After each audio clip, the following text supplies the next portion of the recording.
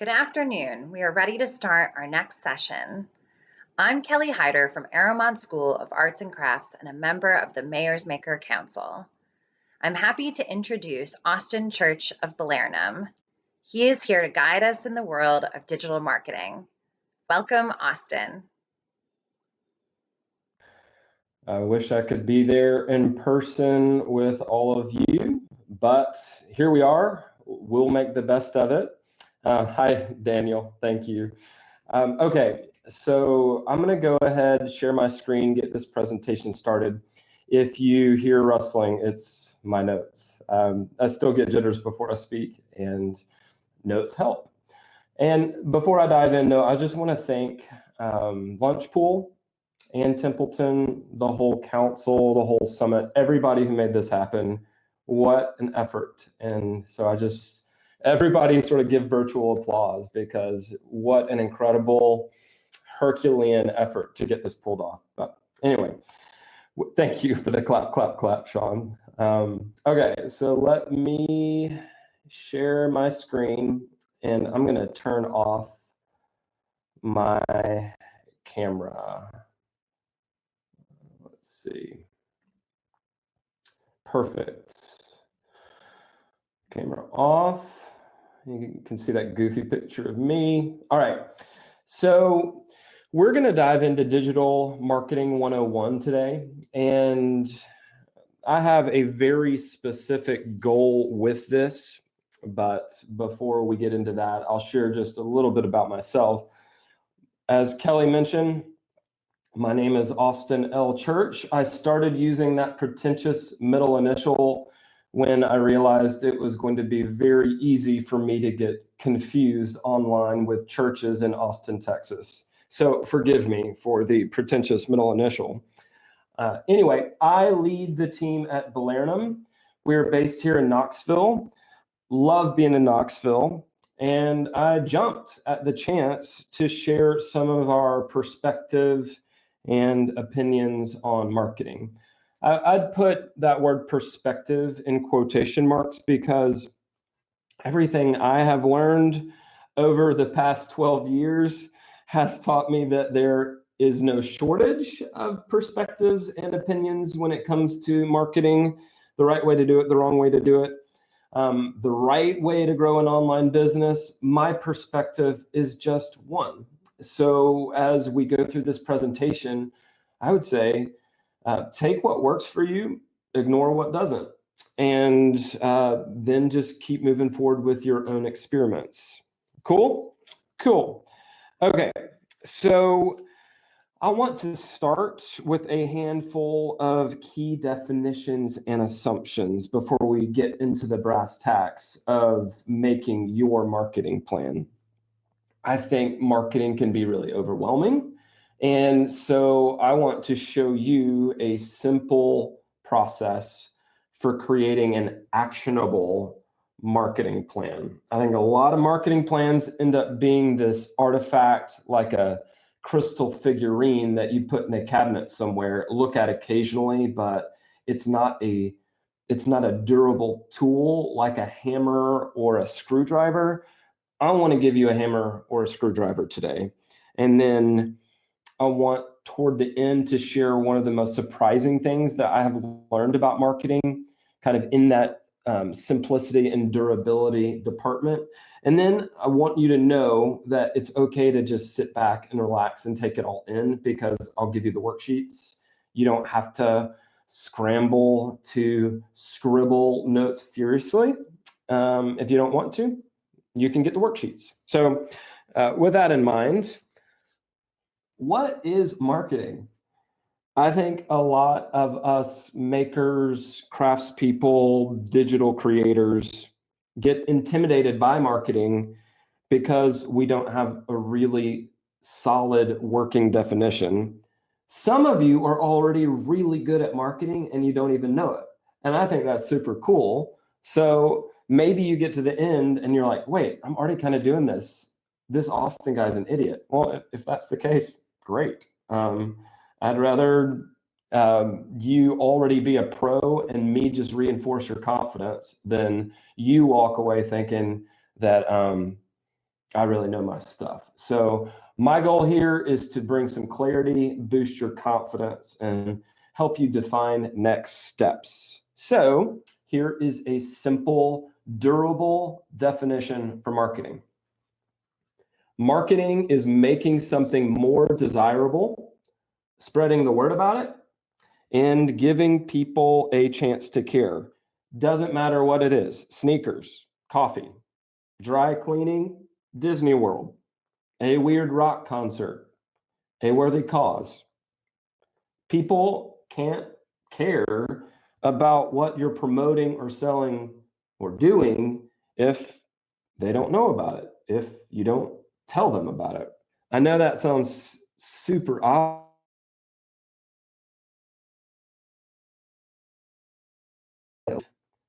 Almost like working in secret, not working in public. And I think that was a mistake.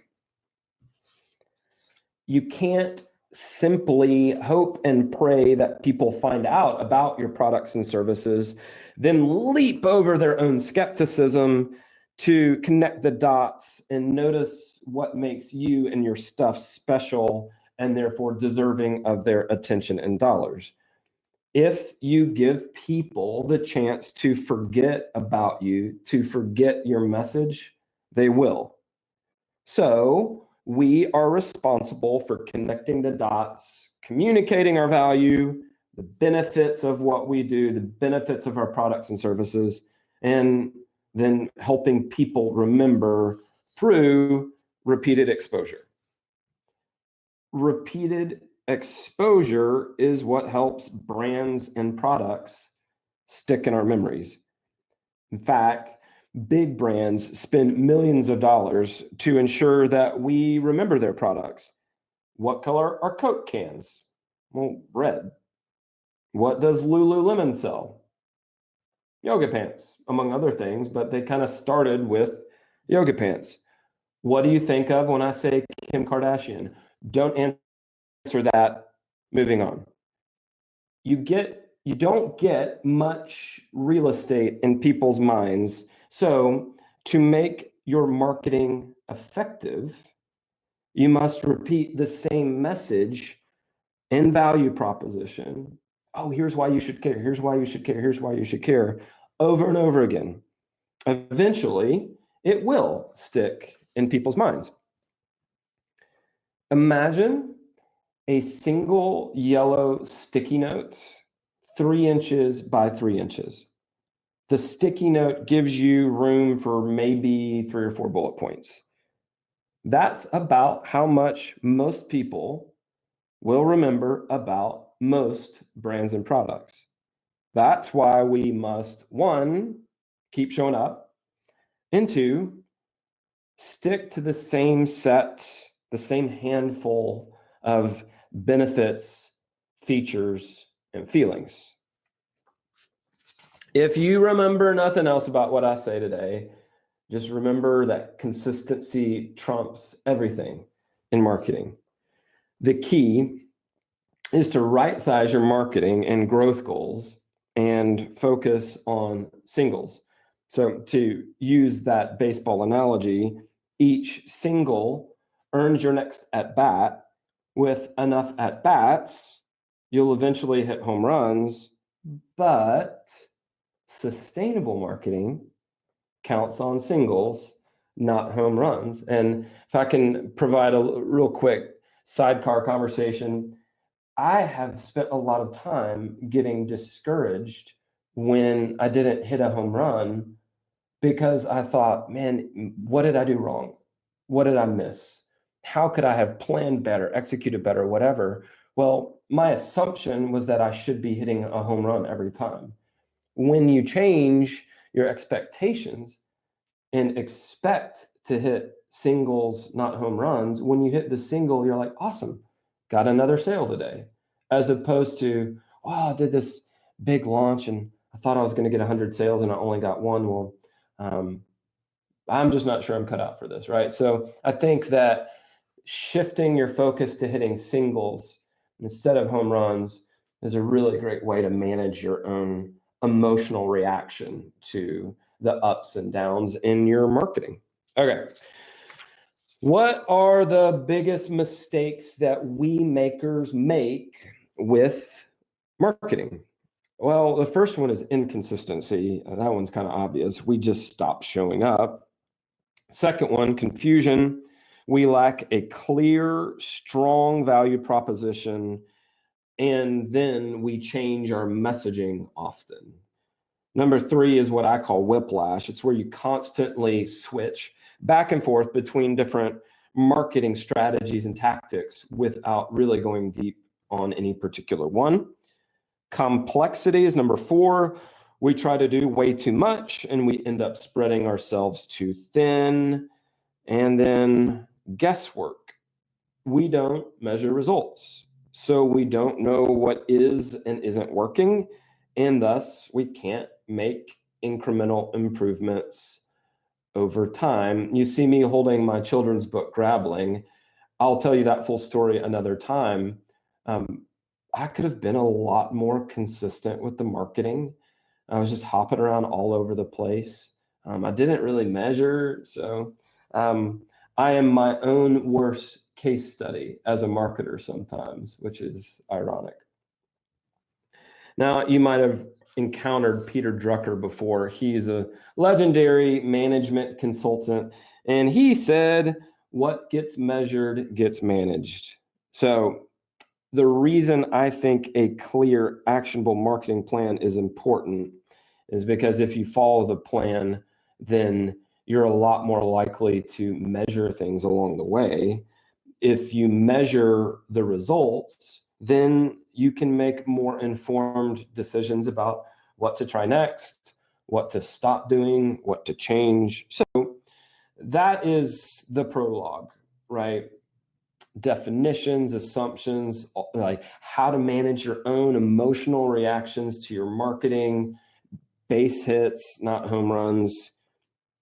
Now let's dive into the actual process for creating a marketing plan, because that is my goal. I want to send you away with confidence that you can create a simple marketing plan, you can follow the marketing plan, and then see what happens, right? Okay, so start with P.R.O.S E. Everybody loves a confusing acronym, right? P.R.O.S E stands for products, relationships, opportunities, services, and experiences/events. What I want you to do is list out all the different ways that your business makes money in each of those 5 categories: products, relationships, opportunities, services, experiences, and events.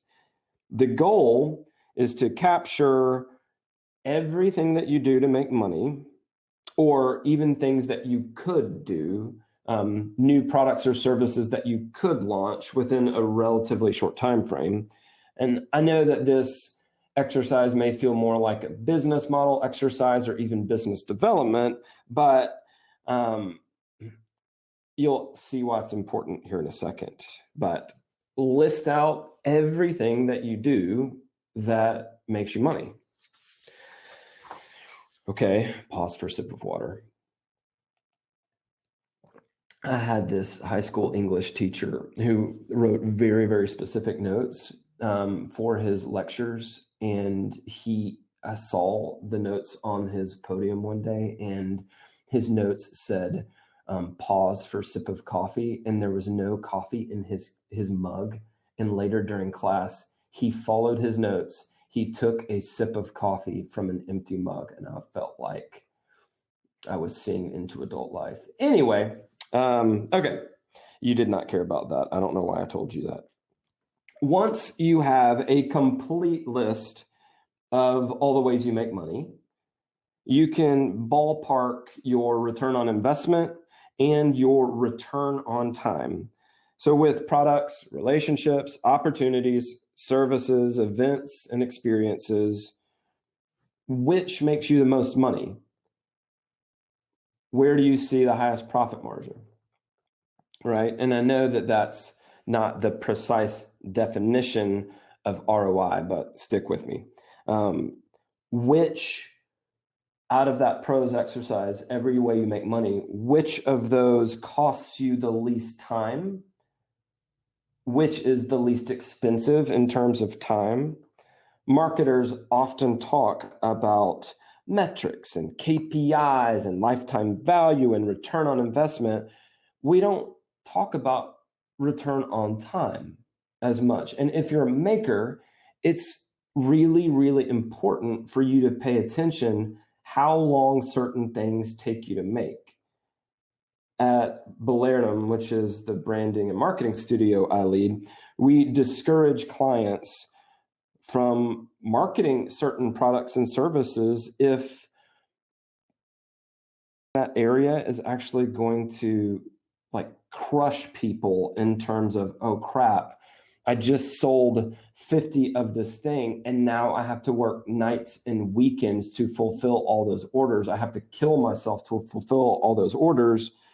And what happens to the culture? What happens to your optimism, right? It's super important to pay attention to your personal return on time. And so I recognize that this is a tension, right? A tension that we must live in, because some of the work that we do that we can even get paid for, some of the products that we create, some of the services that we provide are actually pretty satisfying. So maybe it's okay to put in extra time if you're actually enjoying the work. But when it comes to marketing and where you're going to focus your marketing effort, I recommend a simple exercise like this. You have one circle where you put all of your P.R.O.S.E offerings, everything you came up with that has a good profit margin that can make you good money. You put that in the one circle, right? Then when you think about return on time or your ability to create something quickly, make something quickly, deliver it quickly, all of your offerings that fall inside that circle, well, you put them in fast delivery. Then you see where those two circles overlap. So the offerings that have, good return on investment, good return on time, high profit margin. And again, I know I'm using ROI incorrectly, whatever. Look for the overlap. And then from there, you can find the sweet spot. That sweet spot is where you're going to point your marketing. Why? Because that's where your easiest growth is going to be. If you have a product that has an acceptable profit margin that you can deliver relatively fast, and then you were to sell 100 more of those, that's a much better proposition than having something that takes you forever to do and that isn't profitable, selling 50 to 100 of those. Okay, have I beat this horse dead? I think I've made my point. Let's move on. All right, step 3. What is your first growth goal? I talked earlier about right-sizing your goals. I know a lot of us have really ambitious goals, like, oh, in 5 years, I want to be here. In 10 years, I want to be here. Well, what's the next base hit? What is the very next base hit, right? And so with that in mind, I'd recommend that you just fill out the statement. By such and such date, I want X number of sales with a total value of X number of dollars. You can include the per month or not. That revenue will then be used strategically to fund phase 1 of my top secret world domination plan. You get where I'm going with this. You might have heard that SMARTER, SMARTER goals framework. Follow that if you like. Look it up. It's another just fantastic acronym. But fill in the statement. Your marketing plan needs to have a goal in it. No, you don't need to hit home runs, but you should be aiming at something. Okay. From there, where are you going next? You're going to do more of what's already working. One of the things I've noticed in myself and in other makers is this shiny object syndrome when we get serious about marketing. If it's new and it's fancy and all the cool kids are doing it, it must be more effective than your tried and true strategies, right? So For me, that would mean I stop sending email newsletters and I start showing up on TikTok. Or for you, it might mean you stop showing up in your Insta stories and you start showing up on YouTube. Or you stop showing up on YouTube and then start showing up on TikTok, email, Instagram, LinkedIn, all the places, and you get yourself scattered and you're not doing anything particularly well. Honestly, TikTok could be incredible for your business. I don't know. Instagram, YouTube, email, pay-per-click ads. I know that a lot of other people are going to talk about other areas of marketing this weekend. Honestly, the strategy doesn't matter. What does matter is pinpointing what has worked for you in the past, doubling down on that, and then sticking with it long enough to see if that marketing channel or platform or strategy can bring you reliable sales, even if the strategy isn't super sexy. Right? Right. Okay, so you're like, fine, I get it. I should double down on what's already working. I'd recommend that you take yourself through this little thing I created called the 20 stories exercise. It's a really straightforward process. You go back through your last 20 sales and you tell a story about how those people found their way to you. And in my experience, there's often a repeatable process hidden in plain view. You might realize, wow, like every time I show up at one of these outdoor craft fairs, I end up making good money. Or every time I show up on Etsy more often, when I was launching a new product on Etsy every month, then things started happening. Why did I stop doing that? I don't know why I stopped doing it. It didn't make sense. But once you go back, you comb back through those 20 stories, look for the things that have worked in the past, and then do more of what is already working for you. I would recommend that you only pivot to a new strategy once you have confirmed that the old one is becoming less effective.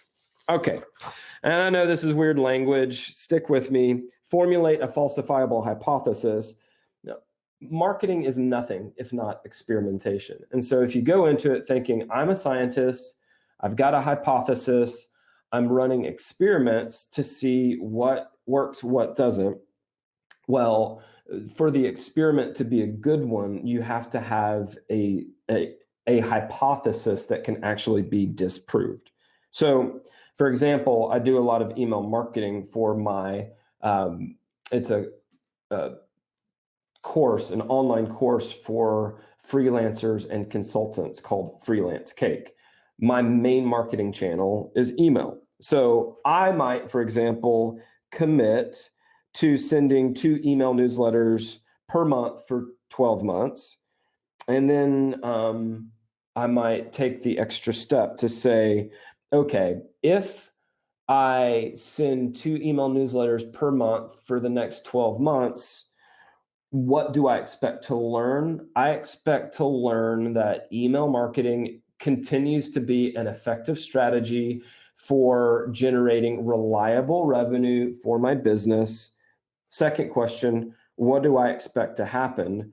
Well, I expect that as I get more email subscribers, I'm going to make more sales. So as you come up with a hypothesis that is falsifiable, one that can be disproved, you want to answer those 2 questions about your marketing experiments. What do I expect to learn? What do I expect to happen? And then if something you wanted to happen doesn't happen, again, it's an experiment. It's not your failure. It may have been that you had the wrong hypothesis, and now you need to change your hypothesis and do another experiment. So this might be mine, the finished version. By educating my audience about my products and sharing free, valuable content in a twice weekly newsletter, sorry, I said twice monthly before, I will be making, I meant to say extra, an extra $2,000 per month by the end of February. When I get to February, I look at my hypothesis and I'm like, was it on? Was it off? Should I do something different? Either way, your marketing plan needs a falsifiable hypothesis. That way, you'll actually be able to go back and say, were my assumptions right? Do I need to change my assumptions? I'm just really adamant about this with our clients because most of them are, before we started working with them, shooting a shotgun into the sky at night and hoping dinner falls out of the sky. And when it doesn't fall out of the sky, it's like, well, that sucks. And it's like, well, a falsifiable hypothesis gives you better rails on which to travel. All righty. Step number 6, and we've only got a few more, so just stick with me. I know this material can be a little bit dry, but it's worth it. I hope you'll do it. It's hard to know if your marketing efforts have succeeded if you don't measure anything, and thereby attribute sales to specific strategies, tactics, and activities. That's why we always figure out with clients in advance what we're going to measure together. For email marketing, your metrics might include open rates, click-through rates, and attributable sales. With Instagram, it might include audience growth. It might include your average number of likes or total engagement activities per post. It might include the number of clicks or taps on your profile link. You might even include your DMs. Like, has your number of DMs gone up? Because as your number of DMs goes up, the number of people that you can send over to buy something from your Etsy store or your Shopify site, that number will go up too. So you want to track these numbers in a Google sheet once a month, and that's going to give you a pulse. I do it once a week. I can share about that later, the why behind that later. I like to be able to pivot a little bit more quickly if certain things aren't working, but at least once a month, track your metrics. The most amazing thing has happened for me from time to time.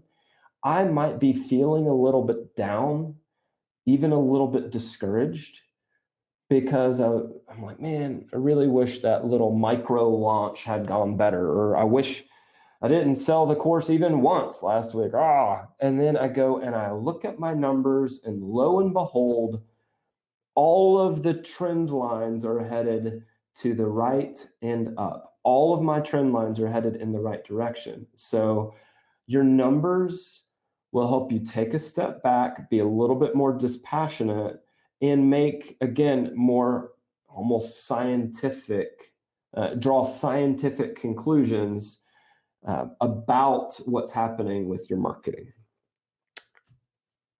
One more thing. This is my boy, Brad Feld. Just kidding. He does not know me. It is easy to get lost in analytics and attribution. It is also easy to get fixated on vanity metrics, numbers that make you feel good, but don't actually translate into dollars, into making your maker business satisfying and sustainable. So unless you're really good with analytics and have significant experience running a marketing program, I'd recommend that you stay focused on what really matters. And you can geek out on the nuances later when you're rolling around in a bathtub full of cash money. Right now, I'd go read this blog post by Brad Feld, and I would try to just start with 3 magic numbers. Here are the 3 things that I'm going to track.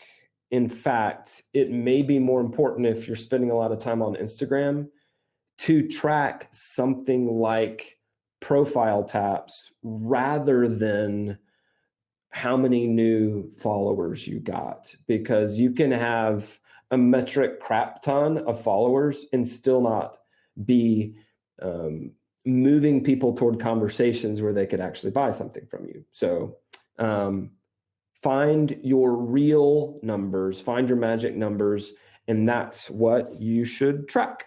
So read that. Okay. Time box your experiment. Maybe your experiments will work, maybe they won't. You don't want to give up too soon, and you also don't want to stubbornly persist with dead-end strategies, tactics, and activities. Let's see. Okay. I just wanted to hop over real quick. I had this moment. What if I've been talking to myself for the last however many minutes? Anyway, okay. So where was I? Time box your marketing experiments gives you a deadline and an opportunity to take a step back from the daily marketing hustle, review your results, and re-examine your original hypothesis. Here are some questions that you could ask.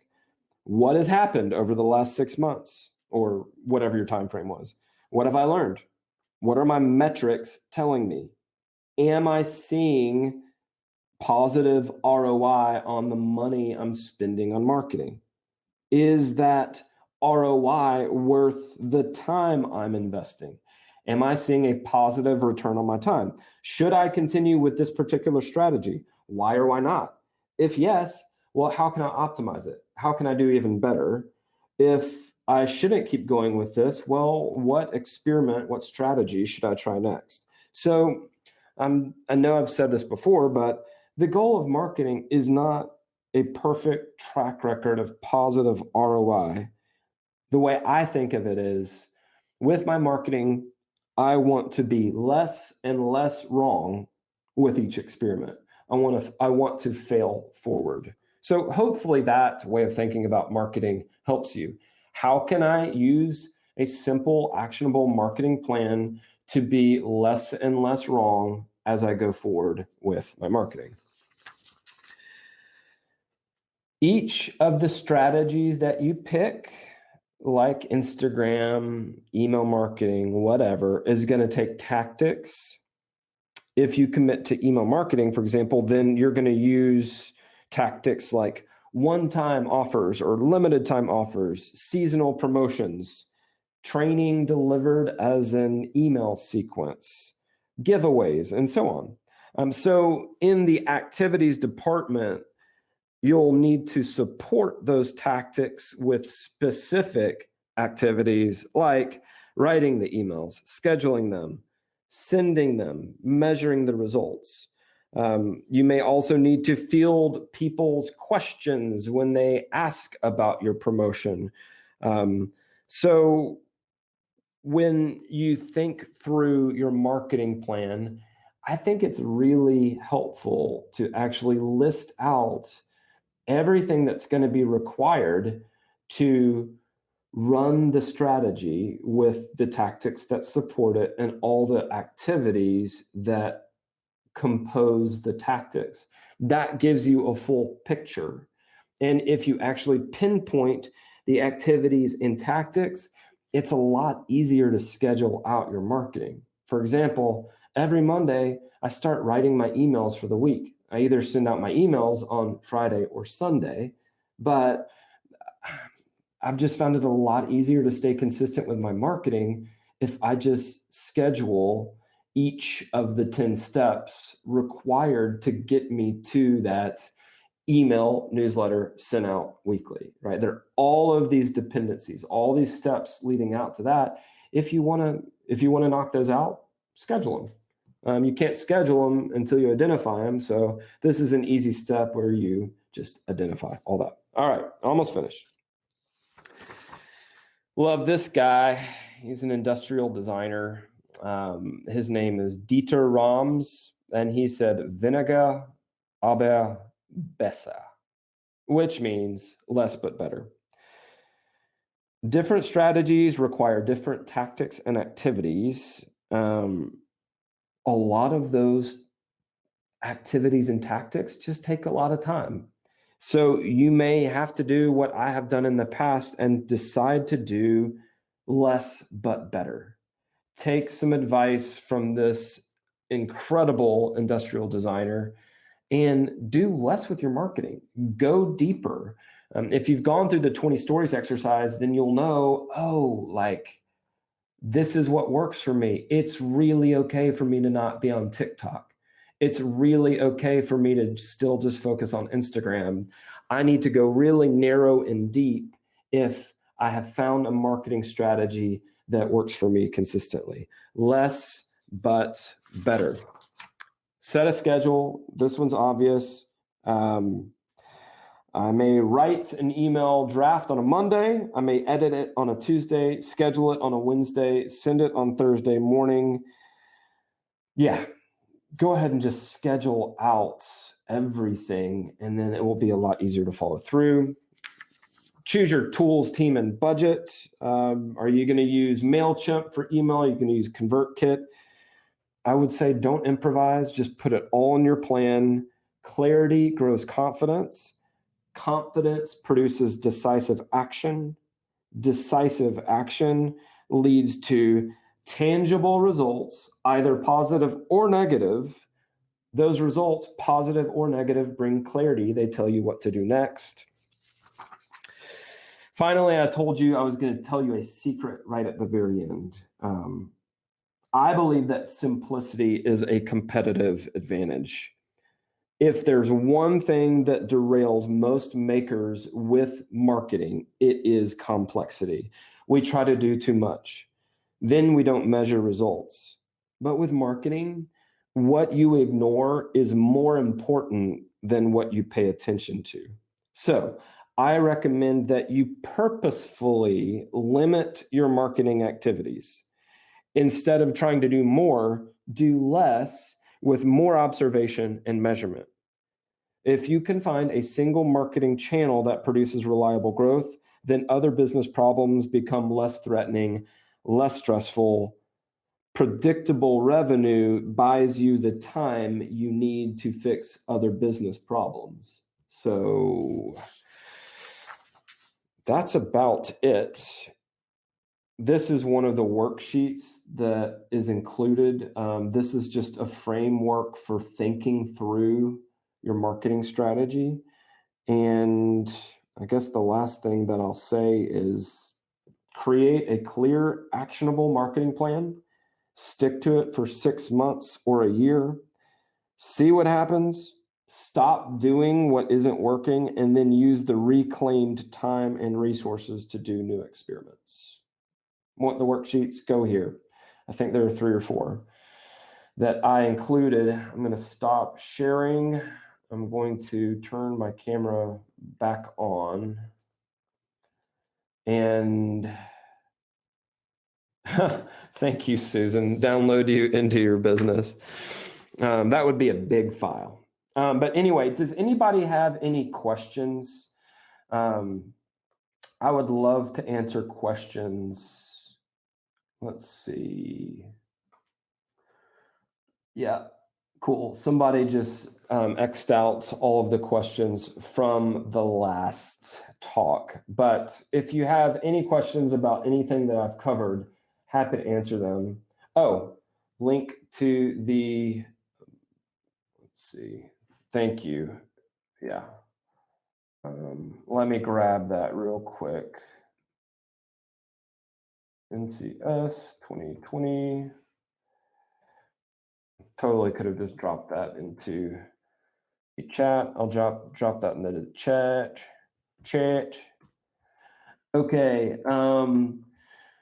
Q&A. All right. Same as someone else asked, how do you market for a brand new business or product that doesn't have any stats to look at? If you don't have any stats to look at, then it's all experimentation. You're just throwing stuff against the wall and see what sticks, right? Generally, if you're brand new, you're trying to get your early sales. And so that's the number one thing I would track. I showed up and spoke at an event. Did I get a new customer afterwards? I started building my audience on Instagram. Did I are people sliding into my DMs? Am I able to lead them to a purchase? So at the very beginning, you don't know what's going to work, and that's okay, but you still want to track everything so that you can attribute. Okay. Do you feel all of your strategies apply to nonprofit fundraising? Would you do anything different? So if you have donors, then your donor strategy is going to be a big part of your marketing. And with donor engagement, donor communication, you may not be using Instagram nearly as often as a direct-to-consumer brand, or a guy who sews saddle leather bags, or a gal who makes hand-rolled cigars. I don't know. I'm just making stuff up. But all the same principles apply. Like I said, the strategy is less important than what do my key numbers need to be. So key numbers for a nonprofit might be total number of donors. It might be average gift or contribution per donor per month or per year. You just want to find your 3 magic numbers, track those, and as you look at different strategies and tactics that you're using to see those numbers increase, that's what you're going to pay attention to. But with marketing, I generally think go to where people are already hanging out. So if you're on a direct-to-consumer, if you have a direct-to-consumer brand, you'd go to Instagram because that's where people are already hanging out. If you're a maker, well, yeah, you might go to Etsy to sell this physical product because people already go to Etsy to buy things like that. So hope that helps. Let's see. Email marketing seems to be your primary focus. How do you get most of your clients' emails? So I do a lot of blogging, and I also do a lot of speaking, either at events like this or on podcasts. Then, that link, you opt in. Hopefully I get your email address. I create a ton of value for you. Eventually you're like, you know what? We want to work with somebody to do this instead of doing it on our own. I do the same thing with Freelance Cake, put up blog posts on austinlchurch.com. I give away a lead magnet, some sort of content upgraded, something of value that helps people take action with what they just learned in the blog post. Get the email address. I send out an email newsletter every week. Most of them are not overtly promotional. I'm helping people solve specific problems. I'm sharing what I'm learning. I'm inviting people into the marketing experiments that I'm running for my own business. So my list has grown through SEO, tied to blogging and giving away content upgrades, and also getting in front of other people's audiences, providing a value, giving away free expertise, and then ultimately driving people to a landing page or some sort of opt-in. Okie dokie. Let's say you're a brand new baby business and you don't have 20 stories. Where do you start? Great question, Jen. One of the things that I would do is there someone else already doing what you want to be doing? And as crazy as it sounds, maybe they're in a non-competitive market, but I'd reach out to them and say, what has worked for you? Oh, you have a jewelry business, or you are incredible at horseback riding and you train horses. It's like whatever. My friend who's a woodworker does a lot of work at Blackberry Farms.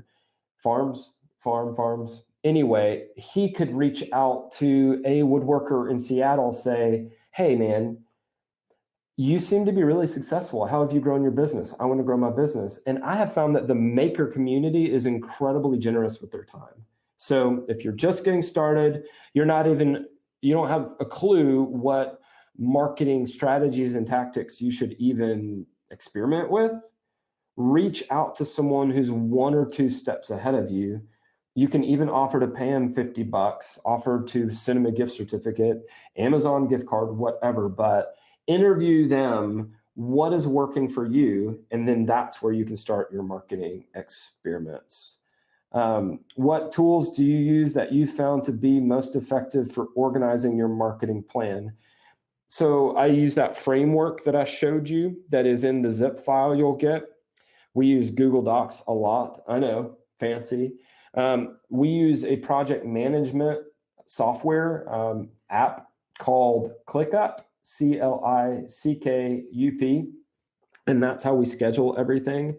And then I don't think it's over there in my backpack, but I use a printed physical planner called Full Focus Planner from Michael Hyatt. So having the plan, having the project management software, having my own planner, that's the trifecta. Do you agree that email marketing is best for conversions? I do think that email is still the gold standard. Here's the reason why. People hang on to their email addresses for a long time. Meanwhile, we all kind of hop from one social platform to the next. Most people still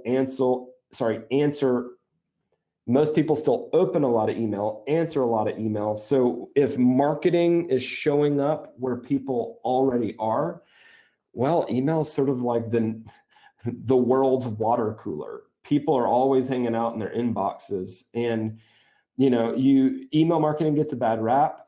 I'm hyper focused on making my emails entertaining and helpful, like delightful to receive. And I could send you so many testimonials of people who are like, I love getting these, thank you. And I'm like, oh, I'm a crier. Come from a long line of criers. But anyway, it feels awesome to make somebody's day with an email. Meanwhile, I can sell to them because I have great stuff. And if they buy it, it's going to help them.